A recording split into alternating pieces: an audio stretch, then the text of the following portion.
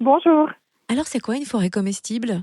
Alors une forêt comestible, c'est d'abord une forêt. Donc une forêt, il y a des grands arbres, il y a des arbustes, il y a des plus petits arbres, il y a aussi tout un tas de plantes qui sont au sol. Donc c'est vraiment cette idée de différentes strates de végétation. Et puis une forêt comestible, c'est tout simplement que toutes ces plantes se mangent. Donc on va implanter donc cette forêt de 1200 mètres carrés sur Chenôve avec que des choses qui vont se manger. Et pourquoi créer cette forêt comestible? Comment est venue l'idée?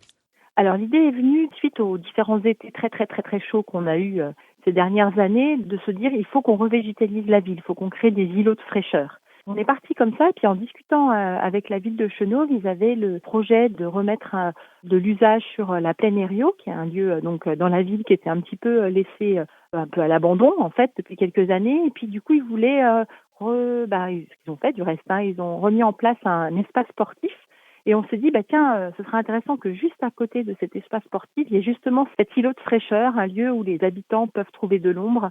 Donc il va y avoir aussi l'installation de méridiennes, de tables de pique-nique. Et puis petit à petit, on a eu connaissance donc de ce concept de forêt comestible. Et on s'est dit, oui, si on pouvait faire en sorte qu'en plus d'être un îlot de fraîcheur, ce lieu soit un endroit où on peut trouver des plantes à manger, ce serait vraiment super. Donc voilà comment l'idée est née. Et alors, en pratique, qui va l'aménager? Alors, donc, on a fait de la concertation avec les habitants avant l'été pour s'assurer que le projet leur parlait. Et puis, du coup, cette semaine, on va construire les méridiennes donc avec les habitants à partir de 12 ans.